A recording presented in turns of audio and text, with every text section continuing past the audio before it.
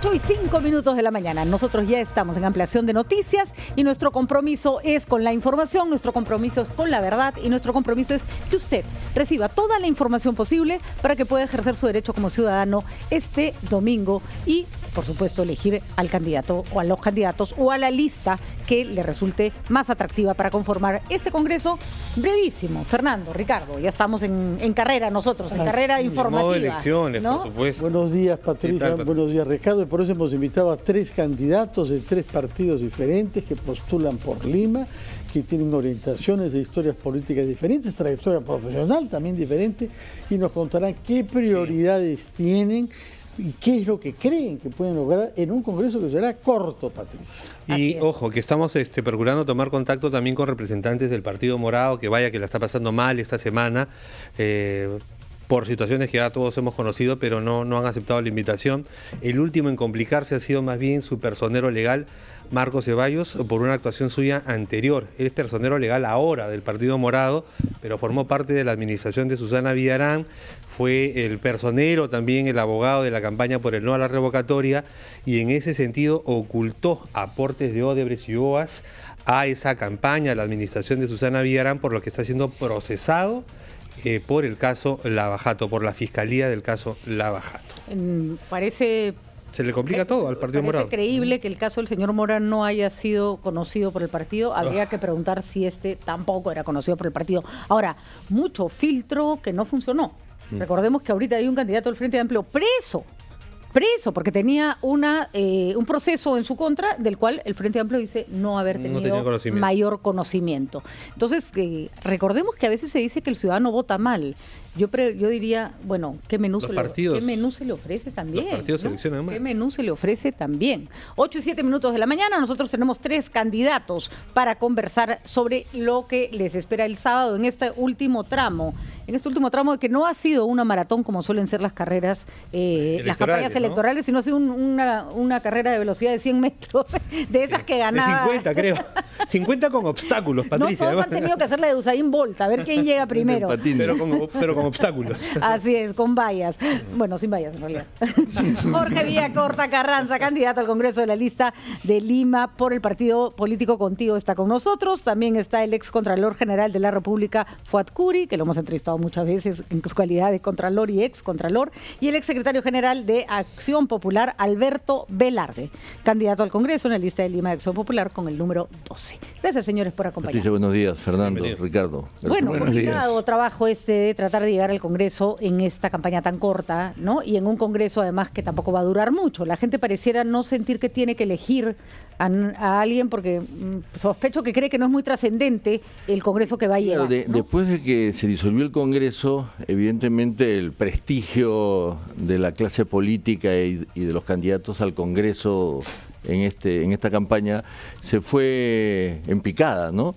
Y además, siendo 14 meses, la gente puede interpretar de que es la banca, como que entran los suplentes, sacaron a los titulares que fueron elegidos por 5 años y entra la banca para 14, 15 meses. Y en realidad no es así, en 14, 15 meses se pueden hacer muchísimas cosas. Tenemos un país en que el Ejecutivo gasta el 60% del presupuesto y el Perú requiere muchísimas obras, muchísimo trabajo. Por eso yo planteo de llegar al Congreso, integrar el programa de mejoramiento de barrio que tiene el Ministerio de Vivienda, conjuntamente con Trabaja Perú, del Ministerio de Trabajo, que usó el 32% de su presupuesto, con Barrio Seguro el Ministerio de Interior, para fomentar trabajo y ejecutar obras de luz, agua, pistas, veredas, muro de contención, porque donde hay energía eléctrica, donde hay parque, donde hay verdor, se va la delincuencia. Donde la delincuencia tú le dejas la oscuridad y el terral, ahí se apoderan, ahí suceden violaciones y hay mucho caldo de cultivo para la inseguridad. Pero no solamente reactiva la economía a nivel nacional, porque hay muchísimos ciudadanos de nuestro país que necesitan pistas, veredas, muro de contención, agua, electricidad, sino también ejecutarlo a través de la población organizada, de núcleos ejecutores, que es un proyecto que existe, que en su momento lo ha puesto en el tapete Gilbert Violeta en el Congreso y yo quiero reactivarlo. Y esto, en lo que es reactivación económica, porque acordémonos de que el país el año pasado estuvo en un crecimiento de 2.2, y el otro tema es la defensa al consumidor. En un país en que la inflación el año pasado fue 1.9 y donde la economía social de mercado no permite oligopolios, ni monopolios, ni aviso de posición de dominio, no puede ser que sigamos pagando tantas altas de interés en las tarjetas de crédito. Yo tengo acá los reportes de la Superintendencia de Banco y Seguro, el promedio de 105 a 136 promedio anual. Significa que hay alguien que le cobran 850 y alguien que le cobran 200.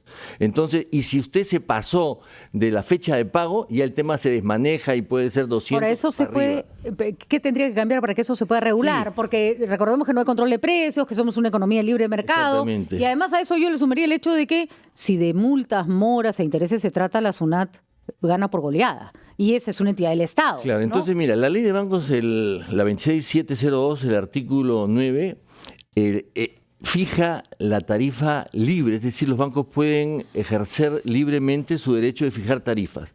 Y el Código Civil, el artículo 1243, indica de que si yo le presto a usted, no le puedo cobrar más que la tasa referencial del BCR, que está en 24.5. ¿Cuándo descubrió usted la importancia de todos estos temas? Porque usted ha estado en el poder hace poco tiempo y que sepamos, hizo muy poco su partido para resolver estos problemas. De pronto ha visto la luz. No, Fernando, sino de que cuando nosotros lo planteamos en nuestro plan de gobierno, cosas que se encuentran en el plan de gobierno, y entramos ya al Ejecutivo, se presentaron los problemas que nosotros en su momento denunciamos, en que un país y un Estado necesita la tecnocracia, efectivamente, los tecnócratas, y necesita también un control y manejo político, que es lo que faltó en el primer gobierno de PPK, sí, y en este exactamente, también. Recordemos que estamos haciendo alusión a la participación de lo que ahora se llama Contigo, antes era PPK, en el gobierno de Pedro Pablo Kuczynski. Hubo ahí Sí, efectivamente, yo, como bien dice Fernando, una ruptura, ¿no? Estaba de asesor presidencial, hubo una ruptura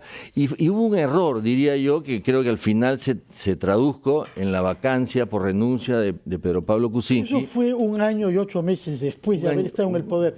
Estas ideas que usted tiene ahora, ¿ya las tenía en ese momento? Planteamos, ¿las impulsó? ¿Por qué no se hizo nada? Las planteamos, Fernando, en el plan de gobierno, ¿no? Que está registrado en el Jurado Nacional de Elecciones, y no hubo la coordinación correcta entre el Ejecutivo y el Legislativo. Yo estuve asesor presidencial para ponerlas en ejecución, porque inmediatamente empezó el gobierno, desde que entró Pedro Pablo Kuczynski al Congreso el 26 de febrero del 2016, y la bancada mayoritaria ni siquiera se para cuando entra el presidente, ni mucho menos le aplaude, ya marcó un enfrentamiento que continuó permanentemente de vacancia en vacancia, de enfrentamiento en enfrentamiento, de obstruccionismo, hasta un final que todos conocemos de vacancia. La culpa de la mala gestión gubernamental no es de ustedes, no, yo creo que existe en política responsabilidades, ¿no? Y no se pudo concertar, no se pudo llegar a consensos, que es la idea de estos 14, 15 meses de gobierno que faltan. El Perú necesita seguridad ciudadana. Entonces yo planteo, por ejemplo, si todo el día nos asaltan y hay raquetero y asesinatos, ¿no? ¿Por qué no se convoca a la Junta Nacional de Seguridad Ciudadana y se pone en emergencia ese tema? Y lo apoyamos todos, desde el Congreso, desde el Ejecutivo, desde la sociedad civil, porque ya la seguridad ciudadana está en un tema de emergencia. Entonces unifiquemos la policía, prefecto, el serenazgo, las juntas vecinales, convoquemos también a los licenciados y reservistas que tienen experiencia para armar una fuerza auxiliar como de inteligencia, ¿no es cierto?, que nos ayude todos a controlar. En eso estamos de acuerdo, que necesita unidad. ¿Qué nos dice el señor de Acción Popular? Creo que va con el número 12 y sin duda tiene una opinión sobre todo lo que nos ha dicho Jorge Villacorta. Bueno, creo que el momento más dramático de la historia republicana de los últimos años ha sido el 30 de septiembre. Hemos visto cómo una clase política negligente juega con el futuro de hombres y mujeres del país. Parecía una película de terror donde en un lugar de Lima se estaba apurando disolver el Congreso y en el otro lado de Lima se estaba apurando, ¿no es verdad?, vacar al presidente. Esta inestabilidad política que toman actores que tienen representación como consecuencia de formar clubes electorales, donde nada los une, salvo la ambición de llegar al poder y tener beneficios a partir de él, es lo que causa en los últimos 20 años este conjunto de hechos bochornosos, delictivos y que frustran a la ciudadanía, porque el sistema de partidos políticos no está generando, por un lado, permanencia y por otro lado, capacidad de conciliación. 21 partidos políticos se presentan para la elección en Lima, más de 700 candidatos. En consecuencia, llegar al público y poder tener una oferta electoral de manera consistente no resulta fácil ni tampoco resulta atractiva para los electores. Y esto creo que es un enorme peligro, porque el desprestigio de la política encierra una frustración que puede llevarnos al caos y luego a la violencia. Ya la hemos vivido y no debemos repetir ese error. Si no le damos estabilidad política al país, menos tendremos estabilidad y desarrollo económico. Y sin desarrollo económico no habrá inversiones ni habrá empleo. Y el empleo es la mejor manera de tener inclusión social. No son los subsidios, que hay que darlos, pero es la creación del empleo. Señor Velarde, Acción Popular. Sus puntos de vista generales, vamos a ir a una pausa, Patricia, ¿no? Así es. Efectivamente, vamos a una pausa para escuchar al ex contralor Fuad Curi.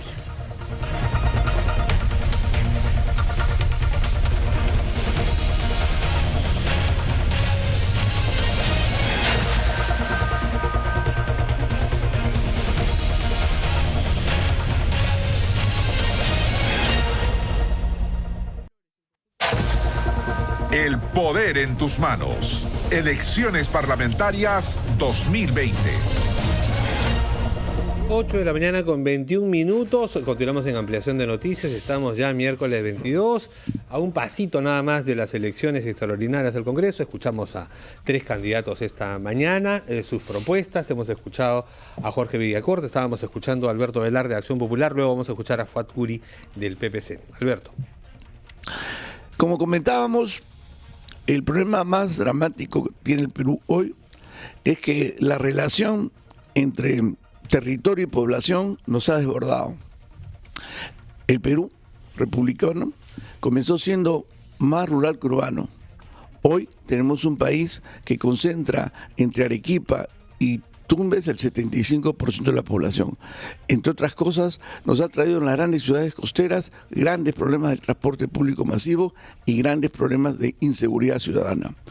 Pretendemos desde el Congreso empoderar a los alcaldes para que lideren una solución conjunta y asimismo buscar los recursos suficientes, porque si fuimos capaces de hacer los Juegos Panamericanos con reglas especiales y con un presupuesto extraordinario para resolver esta fiesta deportiva que tanta alegría nos dio, deberemos ser capaces de conciliar para resolver los problemas de Lima, donde los ciudadanos pierden entre 1 hora y media y 2 horas diarias y además están expuestos porque tienen que cambiar en paraderos y haciendo colas al delito menor.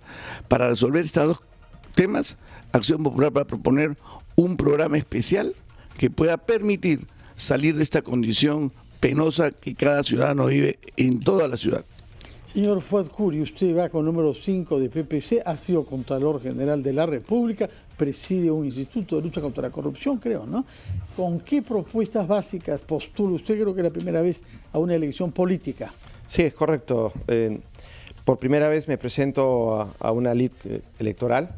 Los 7 años que estuve en la Contraloría me enseñaron a conocer cómo funciona el Estado. El Partido Popular Cristiano es un equipo que se presenta con gente que ya está preparada, no vamos a improvisar.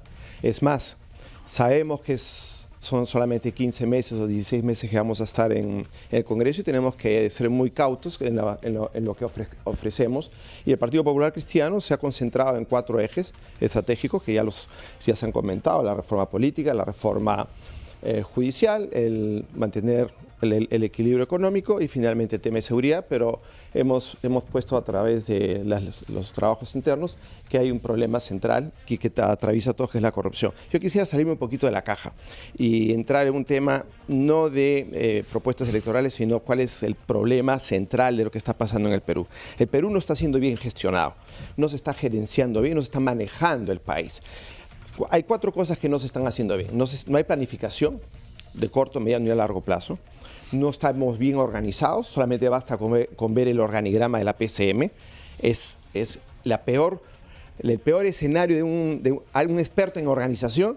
Se asusta con ver el organigrama de la PCM y luego no tenemos ejecución. La ejecución es pésima y por lo tanto, como consecuencia, los servicios al ciudadano están totalmente debilitados. En ese sentido, es que sí, el Perú está atravesando problemas de estructura. Entonces tenemos que en este corto periodo, más allá de temas micros, tenemos que ver los principales temas macros para poder continuar en el año 21 con la segunda generación de reformas.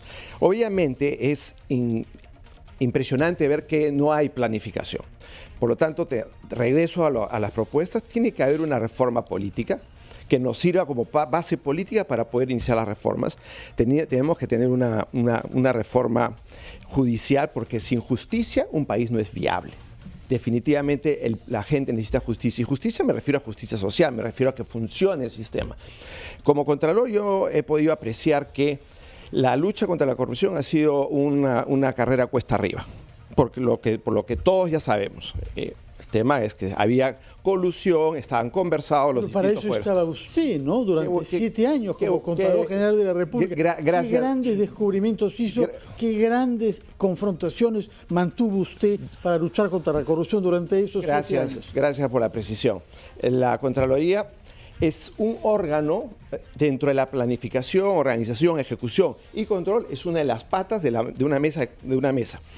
El control funciona en la medida que todo lo demás funcione, pero si en la medida que la Contraloría hace su trabajo, y ahora voy a la segunda parte, pero el resto del sistema, el sistema judicial, te bloquea, entonces los resultados en la lucha contra la corrupción, que no es una sola pata, sino son Contraloría, Ministerio Público, Poder Judicial y el mismo Congreso de la República, que muchas veces obstruyó mi trabajo.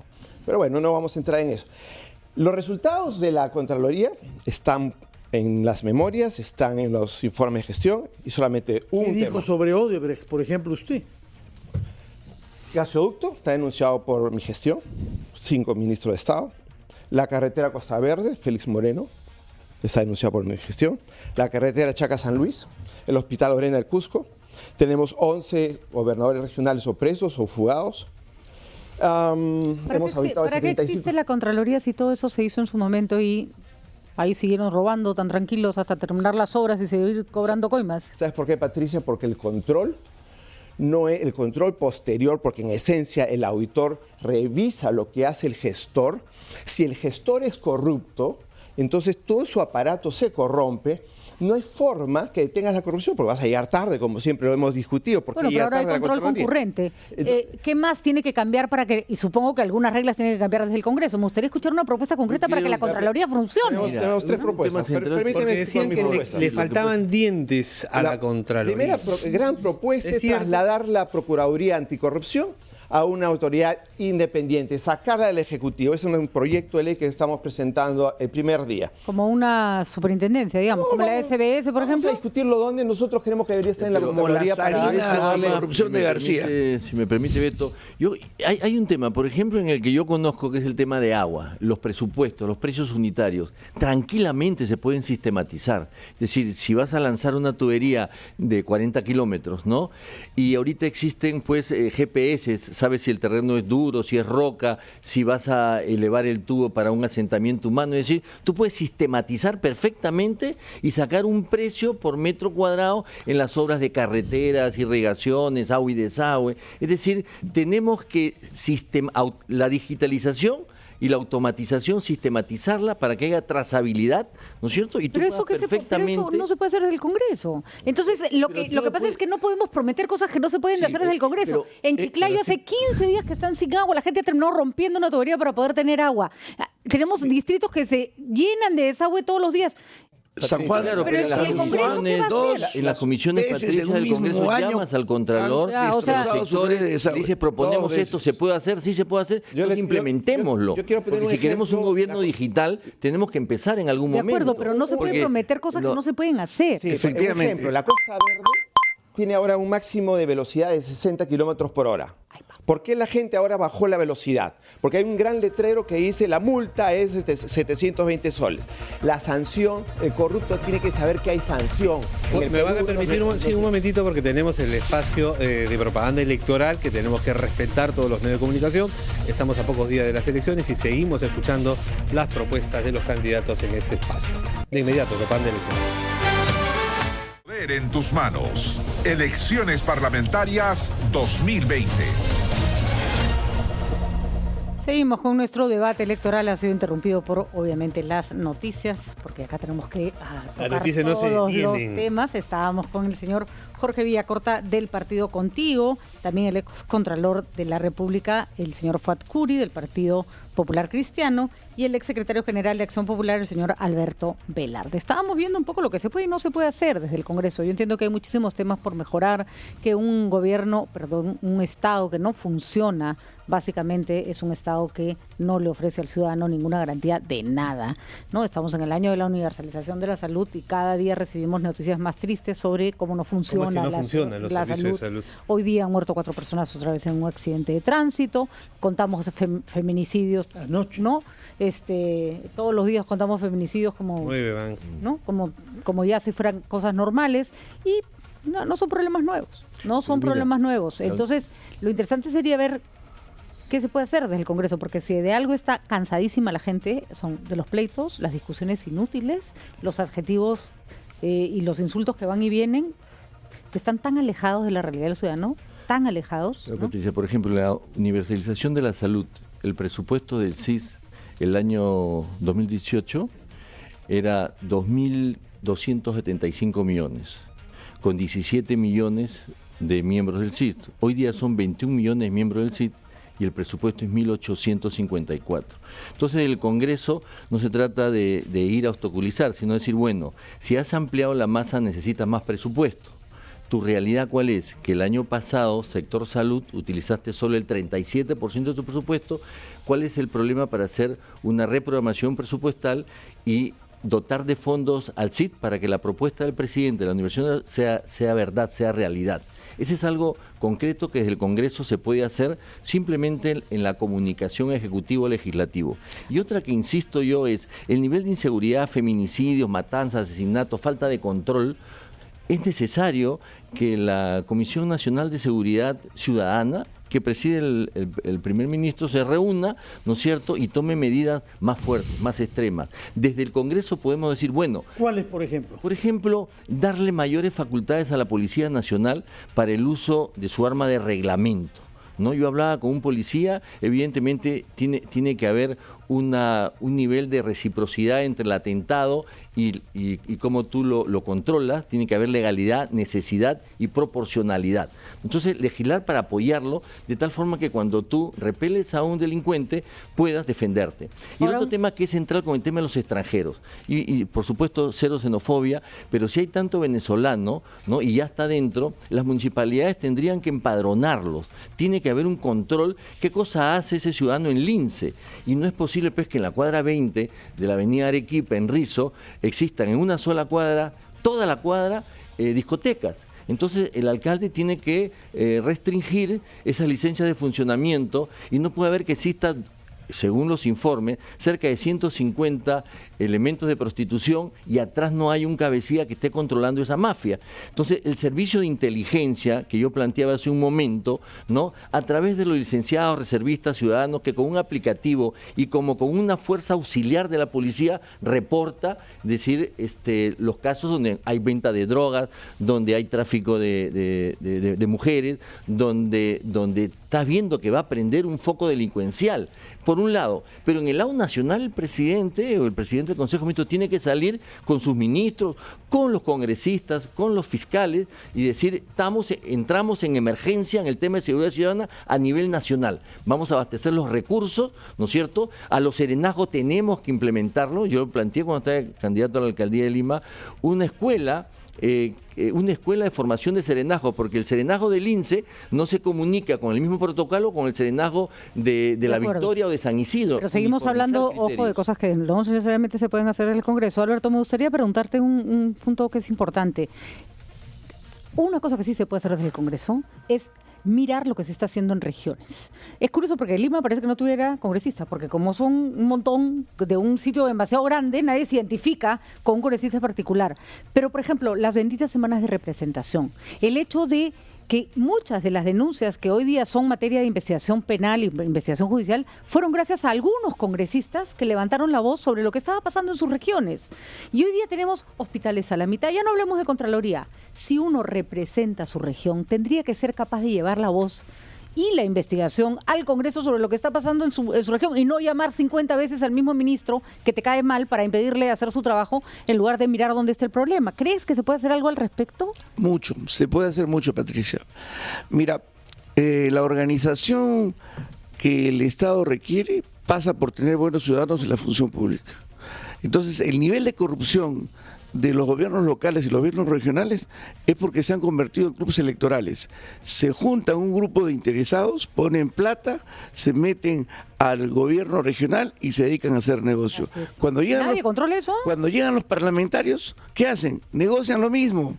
Yo te junto la gente, te pongo el financiamiento, te doy el apoyo y te hago elegir. Y en consecuencia la corrupción se sigue manejando como un todo. Te pongo eso hace en el baño. Que los ciudadanos tengan el nivel de enojo.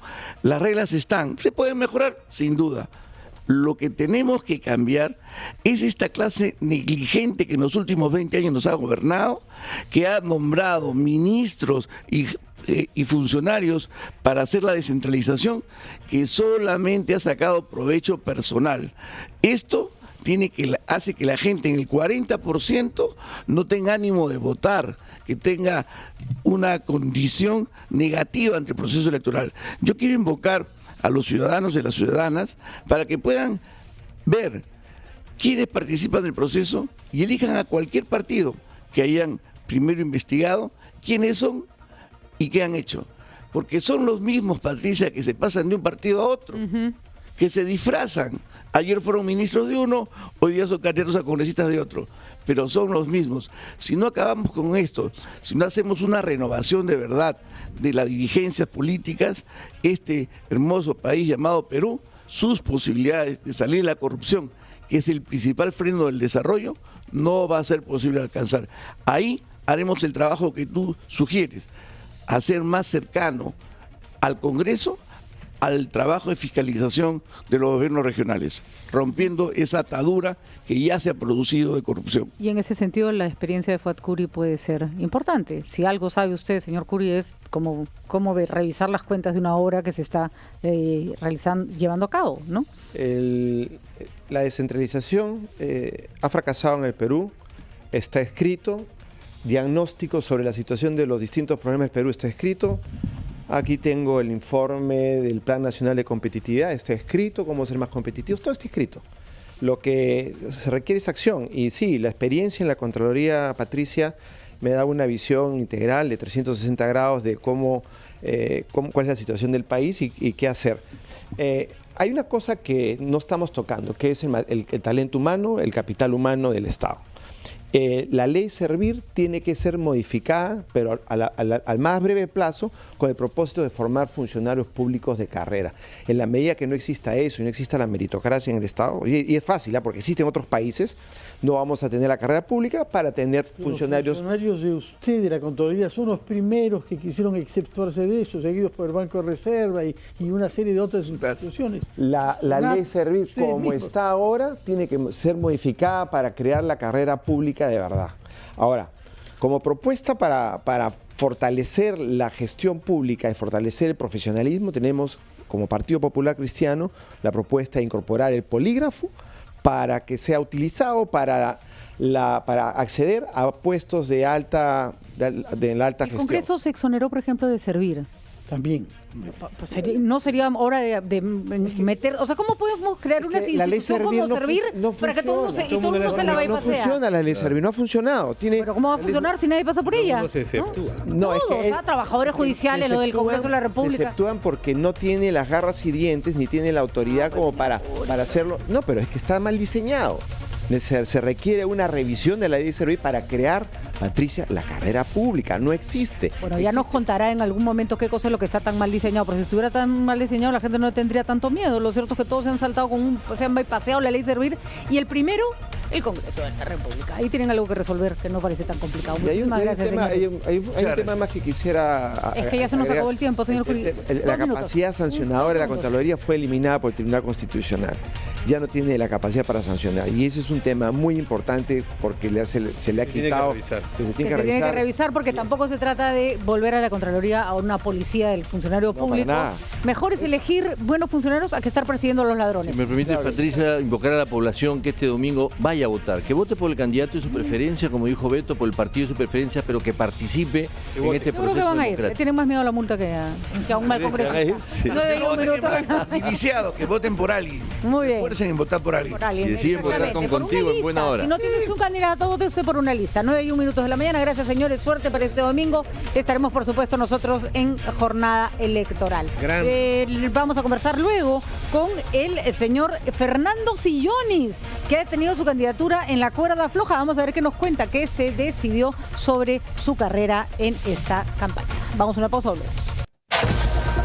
El poder en tus manos. Elecciones parlamentarias 2020.